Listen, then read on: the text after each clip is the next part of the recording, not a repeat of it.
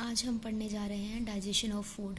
आज हम इस वीडियो में प्रोसेस देखेंगे कि कैसे डाइजेशन होती है। इससे पहले वाली वीडियोस में हमने डाइजेस्टिव ट्रैक देखा, जो कि माउथ से स्टार्ट होके एनस तक था। मतलब कंप्लीट एलिमेंट्री कैनाल देखी। फिर एलिमेंट्री कैनाल की जो लेयर्स थी उसके बारे में पढ़ा। उसके बाद हमने उसमें डाइजेस्टिव ग्लैंड्स जो हैं वो उनको देखा था। अब हम प्रोसेस देखेंगे कि कैसे डाइजेशन होती है। तो सबसे पहले जो हमारी एलिमेंट्री कैनाल है वो माउथ से स्टार्ट होती है। माउथ से स्टार्ट होती है तो सबसे पहले आता है बक्कल कैविटी। बक्कल कैविटी में दो फंक्शन होते हैं। एक तो मैस्टिकेशन ऑफ फूड होता है, और उसके बाद जब वो सलाइवा के साथ फूड मिक्स होता है, मैस्टिकेट होता है with the help of teeth, तो एक बोलस बनता है with the help of mucus. Bolus form होता है और उसके बाद स्वेलोइंग प्रोसेस होता है। जैसे कि हमें पता है कि हमारे फूड में तीन मेजर कंपोनेंट प्रेजेंट होते हैं। एक होता है कार्बोहाइड्रेट, प्रोटीन एंड लिपिड।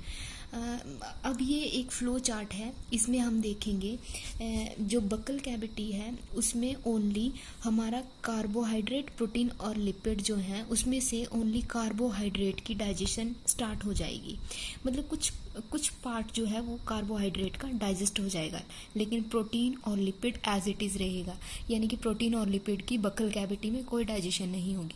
उसके बाद जो हमारा फूड है वो बोलस बन के हम स्वेलो करेंगे और हमारे स्टमक में पहुंच जाएगा।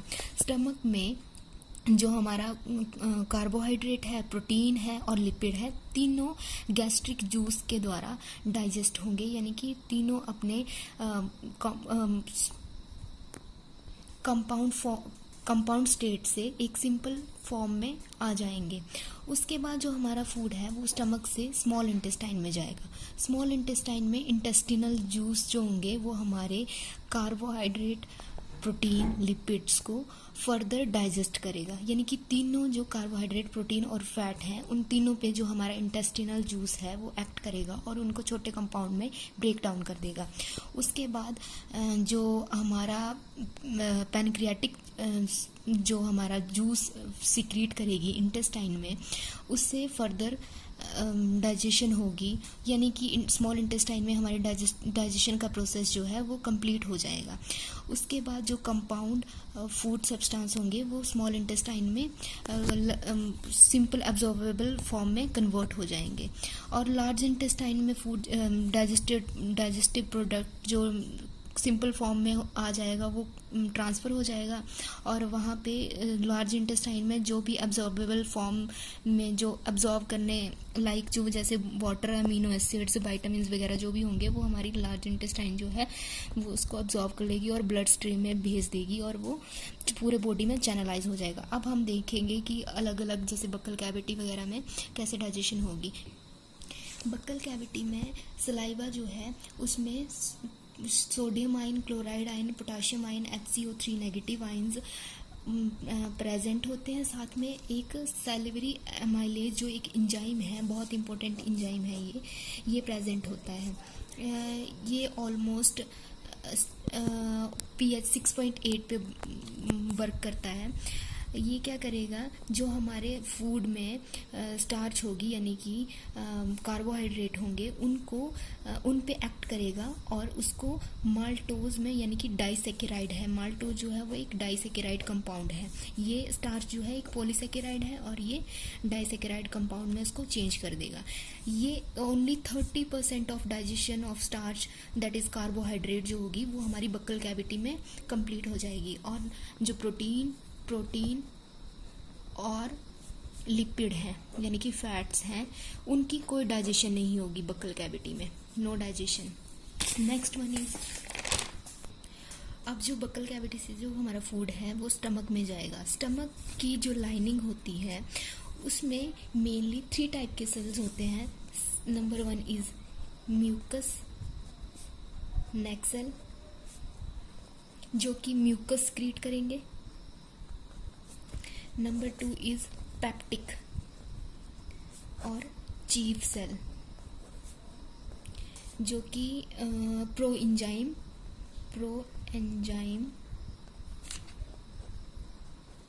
पेप्सिनोजन स्क्रीट करेंगे। और थर्ड सेल जो प्रेजेंट होते हैं उसको बोलते हैं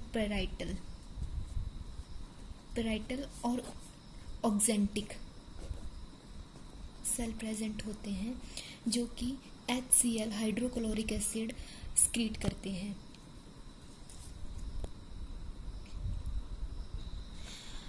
अब जो स्टमक में फूड जाएगा वो 4 से 5 आवर तक वहाँ पे स्टोर होगा। जब वो फूड वहाँ पे स्टोर होगा तो उसके ऊपर गैस्ट्रिक जूस जो हमारे स्टमक में स्क्रीट होते हैं वो एक्ट करेंगे और उसको जब हमारा फूड जो है वो गैस्ट्रिक जूस ये बहुत ही ज़्यादा एसिडिक होते हैं, इनसे मिलता है तो काइम बनाता है। ये काइम जो है वो एक एसिडिक फॉर्म है, एसिडिक इन नेचर। ये जो गैस्ट्रिक जूस हैं ये हमारे कार्बोहाइड्रेट पे भी एक्ट करते हैं, प्रोटीन को भी डाइजेस्ट करते हैं और स्मॉल अमाउंट ऑफ लिपिड्स पे भी एक्ट करते हैं। तो हम अब डाइजेशन देखेंगे। सबसे पहले यहाँ पे जो हमारे पेप्टिक और चीफ सेल थे, हमने यहाँ पे पढ़ा था पेप्टिक और चीफ सेल, वो प्रो एंजाइम पेप्सिनोजन स्क्रीट करते हैं और ये तीनों जो हैं मोस्ट इम्पोर्टेंट हैं नीट के एग्जाम्स के लिए। कई बार यहाँ से क्वेश्चन पूछे जाते हैं। म्यूकस नेक्सल म्यूकस स्क्रीट करता है, पेप्टिक और chief cell pro enzyme pepsinogen secrete करता है, पेराइटल और एक्जेंटिक सेल जो है वो हाइड्रोक्लोरिक एसिड स्क्रीट करता है। ये जो प्रो एंजाइम पेप्सिनोजन है ये एक इनएक्टिव फॉर्म में है। प्रो एंजाइम पेप्सिनोजन जो है वो एक इनएक्टिव एंजाइम है, इनएक्टिव एंजाइम जिसके ऊपर हाइड्रोक्लोरिक एसिड जो रिलीज होता है थ्रू ऑक्जेंटिक सेल, वो इस पे एक्ट करेगा और इसको एक एक्टिवेट फॉर्म में कन्वर्ट कर देगा, यानी कि पेप्सिन एंजाइम में कन्वर्ट कर देगा। जो कि एक पेप्सिन जो है वो एक प्रोटियोलिटिक एंजाइम है। दैट प्रोटियोलिटिक मतलब जो प्रोटीन की ब्रेक डाउन करता है, ब्रेक डाउन ऑफ प्रोटीन के ऊपर जो है वो पेप्सिन एंजाइम एक्ट करेगा और उसको प्रोटियोजिस प्लस पेप्टोन इन दो कंपाउंड में ब्रेक डाउन कर देगा इसका प्रोटीन का। जो हमारा गैस्ट्रिक जूस है उसमें म्यूकस और बाइकार्बोनेट भी प्रेजेंट होता है। जो म्यूकस है वो क्या करेगा, लुब्रिकेशन, फर्दर जो लुब्रिकेशन होगी उसमें हेल्प करेगा और जो ये protection of mucosal epithelium from excoriation by concentrated HCl। जो HCl हाइड्रोक्लोरिक एसिड जो है वो उसकी pH है 1.8। तो ये बहुत ज़्यादा एसिडिक होने के कारण जो हमारी लाइनिंग जो है उसकी स्टमक की लाइनिंग जो है उसको एक्सकोरिएट कर देगा। तो वो उसको प्रोटेक्ट करने के लिए म्यूकस जो है वो बहुत हेल्प करता है। साथ में गैस्ट्रिक जूस में एक रेनिन प्रेजेंट होता है। रेनिन एक एंजाइम है फाउंड इन इन्फेंट्स जो कि मिल्क प्रोटीन है उसको डाइजेस्ट करने में हेल्प करता है। अब स्टमक के बाद हमारा फूड जो है वो स्मॉल इंटेस्टाइन में पहुंच जाएगा। स्मॉल इंटेस्टाइन में 3 टाइप के स्क्रीजन होती है जिसमें है bile, pancreatic juice, intestinal juice. अब सबसे पहले हम देखेंगे पैनक्रियाटिक जूस। पैनक्रियाटिक जूस जो है वो पैनक्रियाज रिलीज करती है हमारे ड्यूडेनम में। उसमें मेनली 6 टाइप के एंजाइम्स प्रेजेंट होते हैं जिसमें है trypsinogen, प्रोकाइमोट्रिप्सिनोजन, procarboxy peptidases, एमाइलेजेस, lipases, nucleases. अब ये जो है एंजाइम है ट्रिप्सिनोजन, प्रोकाइमोट्रिप्सिनोजन, प्रोकार्बोक्सी पेप्टाइडेजेस, ये इनएक्टिव फॉर्म में प्रेजेंट है। और ट्रिप्सिनोजन जो है वो एक इनएक्टिव एंजाइम है जो कि एंटीरोकाइनेज जो कि intestinal mucosa of intestine release करता है। एंटीरोकाइनेज वो इस इनएक्टिव एंजाइम पे एक्ट करेगा और उसको ट्रिप्सिन जो कि एक एक्टिव एंजाइम है उसमें कन्वर्ट कर देगा।